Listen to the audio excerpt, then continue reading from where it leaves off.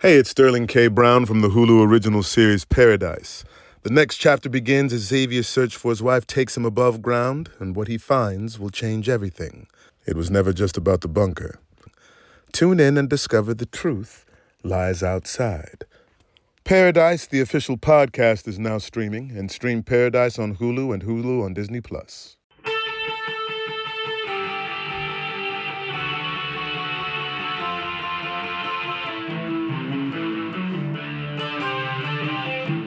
This is the Daily Blast from the New Republic, produced and presented by the DSR Network. I'm your host, Greg Sargent.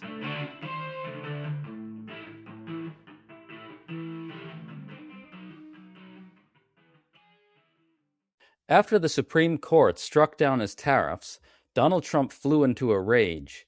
He attacked and even tacitly threatened the conservative justices who voted against him. He vowed to revive his tariffs using other authorities, and he declared that he has zero obligation to go to Congress to do so. It's all supposed to sound very scary, yet this time around, Trump really looks like a floundering, diminished figure who's struggling to keep up the appearance that he isn't afraid to wield dictatorial power. And yet there are signs it's already backfiring as well, with at least one Republican declaring that Trump's threats should prompt the GOP Congress to take more of a stand against him on all this. We're talking about all this with Matthew Seligman, founder of Greyhawk Law and a legal scholar at Stanford who represents some of the businesses looking for tariff refunds after the decision. Matt, good to have you on. Good to be back. So the Supreme Court invalidated all of the tariffs that Trump instituted using the International Economic Emergency Powers Act, or IEEPA.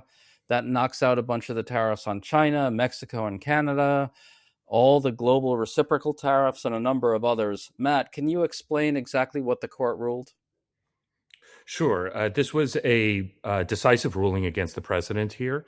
So the International Economic Emergency Powers Act, or IEEPA, grants the president the authority to, as relevant here, regulate importation if he declares an emergency, and the action he takes is designed to deal with a, quote, extraordinary and unusual threat.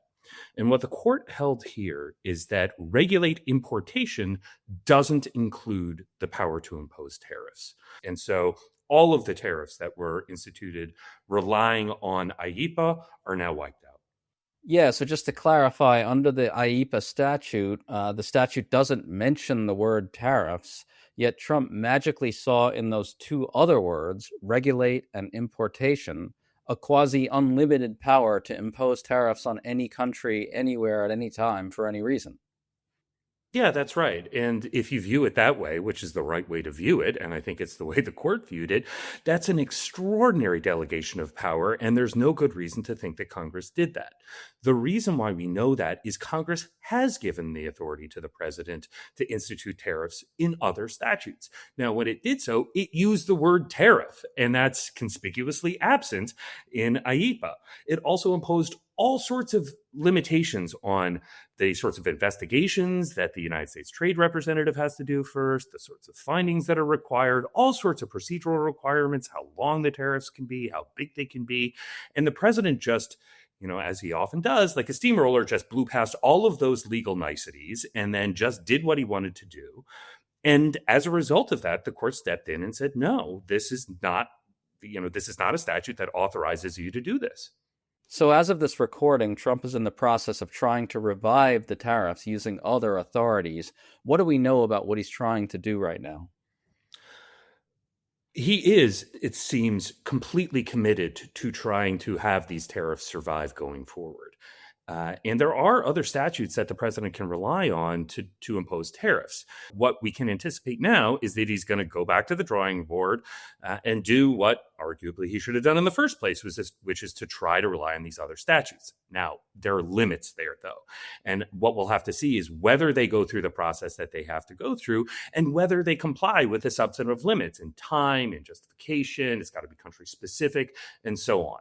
So we'll see whether they actually do comply with those requirements. And if they do, how many tariffs and in what magnitude they're able to sort of try to recreate what they tried to do in the first place with IEEPA. And the one thing I think we can safely say based on the president's reaction today is that they're going to try.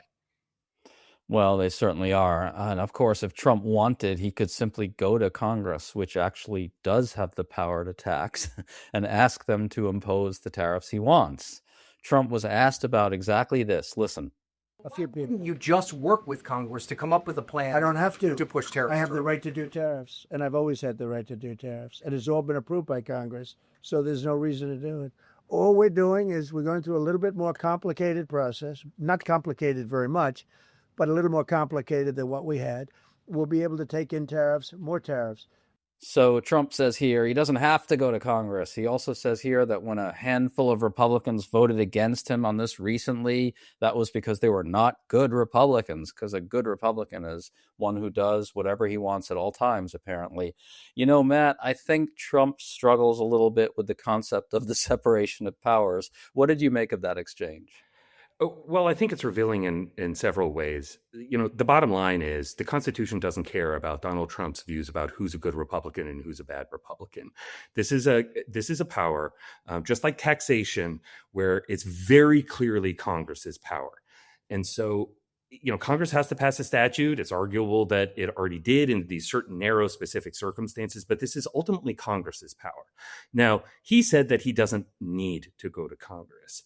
Well, I think there are two reasons why he's saying that. The first reason is because he doesn't have the votes. Whether you count them as good Republicans or bad Republicans, they still have a vote in Congress. So there is, in the current Congress, and I think it's definitely going to be true in the next Congress where, there's a good chance the Democrats regain the House. There's just not going to be the votes in Congress to pass a new statute that says, Donald Trump's tariffs are legal going forward. So he doesn't have the votes. So he has to try to rely on this, inherent authority. And the bottom line is that he also has this attitude that we're seeing in every aspect of his second term, that he thinks that he gets to decide everything. And he thinks that there are no limits on his power. And I think that's a big part of what was driving what was frankly an emotional reaction that we saw today in this press conference. He was angry because he does not believe at the end of the day that there are any limitations on his power at all. And the Supreme Court on an issue that Donald Trump seems emotionally invested in beyond almost any other issue, the Supreme Court said no. And he's trying to process that in real time on stage as the world watches. Yeah, he was definitely really ticked off. The ailing despot's really, really upset about lawful checks on his authority. I think he's also trying to say, in some sense, that Congress has given him these different authorities, these other authorities, other than the IEPA one that he tried to claim. So he's just going to use those. Can you go into a little more detail about what other authorities he might invoke here and what that might look like? Yeah, sure. So I'll give you a list. And, before I do, I just want to say, if these other statutes gave them all the power that they asserted under IEPA, there's a big question about why they didn't do that in the first place. Yeah. And so, we have to take their sort of very confident assertions about these other statutory authorities with a grain of salt. So there are a couple of other statutes that the government may be able to use to recreate at least some of the tariffs. So one is, and I think is probably the one that actually is the best fit for what Donald Trump is saying, is Section 301 of the Trade Act of 1974. And this requires that the United States Trade Representative do an investigation and determines that a foreign country has violated a trade agreement, which I don't think has happened, or has engaged in, quote, unjustifiable, unreasonable, or discriminatory action that burdens the United States commerce. And look, I don't think that that's true, but the president seems to think that that's true. That authority does exist, but it requires a whole bunch of procedural steps that will take time. And if they do it wrong, the courts will step in and say, no, you didn't follow the procedural steps that are required. To stay up to date on all the news that you need to know, there's no better place than right here on the DSR network. And there's no better way to enjoy the DSR network than by becoming a member. Members enjoy an ad-free listening experience, access to our Discord community, exclusive content, early episode access, and more. Use code DSR26 for a 25% off discount on sign up at thedsrnetwork.com. That's code DSR26 at thedsrnetwork.com/buy. Thank you and enjoy the show.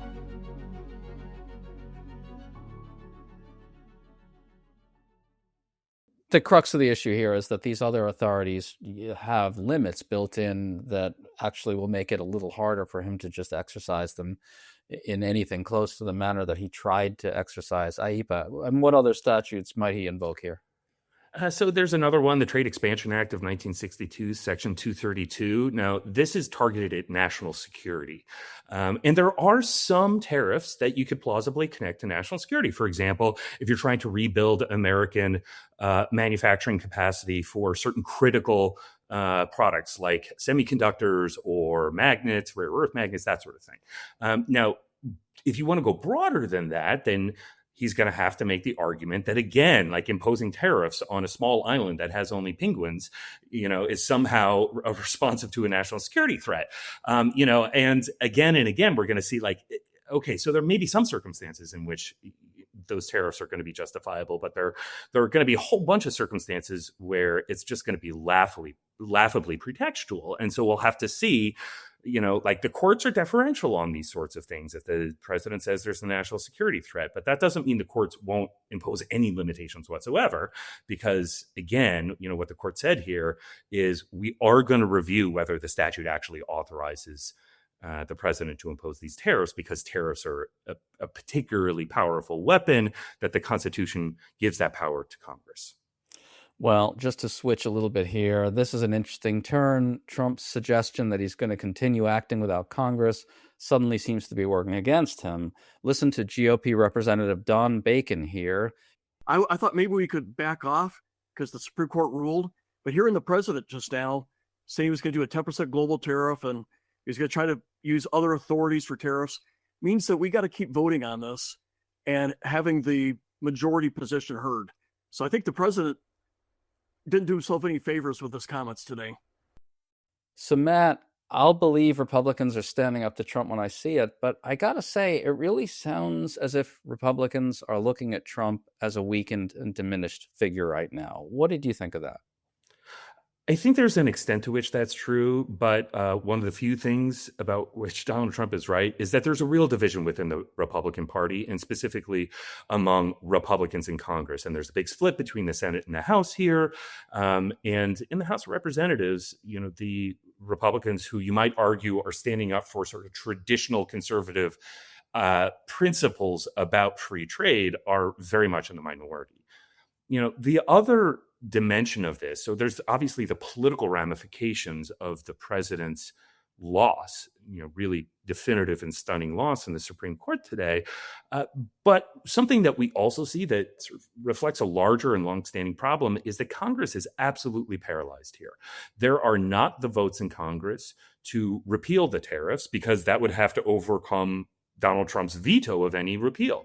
And there aren't the votes in Congress to pass a statute authorizing the tariffs. And so we're in this sort of suspended animation from Congress where, the entire question is going to be, what does Donald Trump do, trying to use his unilateral authority either under the Constitution or these pre-existing statutes? And that's why this is going to continue to be a legal fight that, very well may go to the Supreme Court again.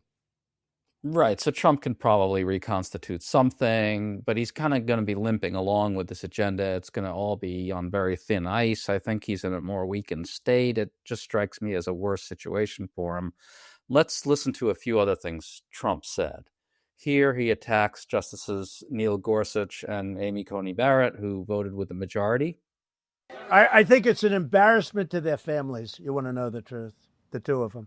And here Trump sort of threatens to investigate the Supreme Court for supposed foreign influences. You mentioned multiple times foreign influence over the Supreme Court. Do you have evidence of that? And if not, will you investigate that? You're going to find out. So, Matt, I'm curious what you think of this kind of talk. Obviously, it's going to hurt him with the courts further.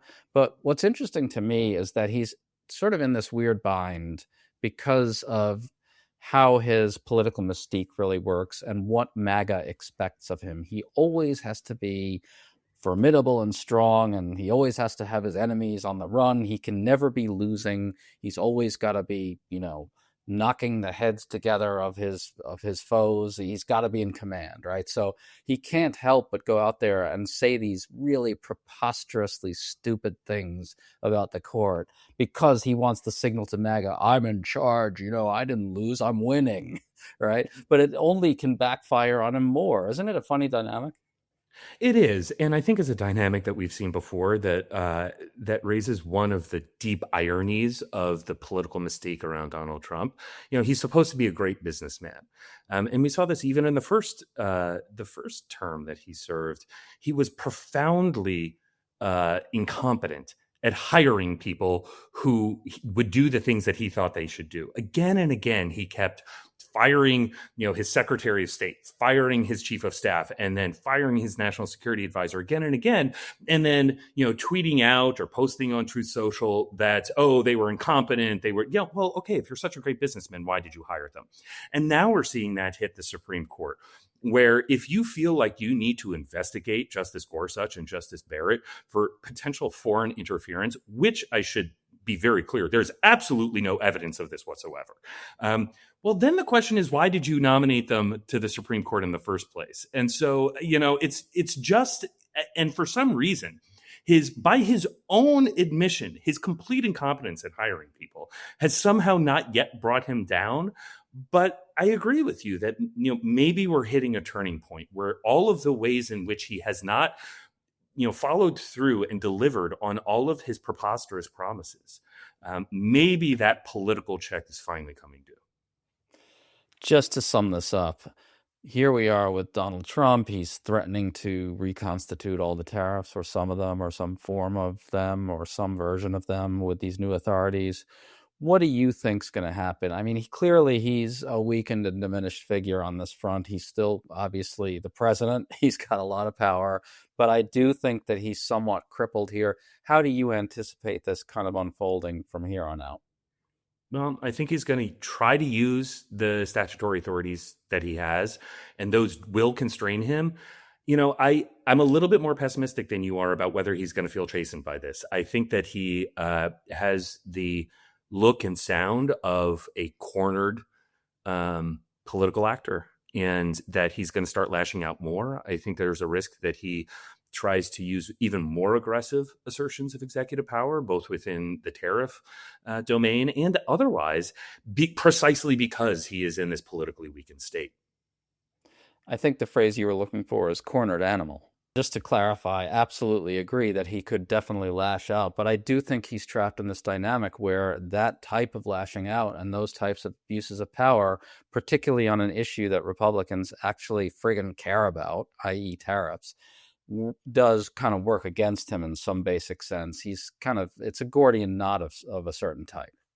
That's absolutely right. And I think if you think about the political implications of the way he spoke today, the American business community has tried to avoid provoking him. They've tried to avoid sort of poking, to continue the wildlife analogy, to avoid poking the bear because they're concerned about retribution. And so I think what the American business community hoped is, okay, he's going to lose in the courts and this whole thing will just go away quietly. But I think the president has now really put himself out there that that's not going to happen, and that there's no way around this other than continuing to try to fight his assertions of power in imposing tariffs. And so this is going to be an ongoing fight, and there's no way that it's just going to go away without actually confronting him with his legal limitations in the courts. Matt Seligman, thanks so much for that great summary. I really do think it was a big win nonetheless, and God knows that he will lash out in all sorts of vicious and violent ways, but I do think he's a somewhat diminished figure now. Matt, always great to talk to you, man. Thanks for having me on.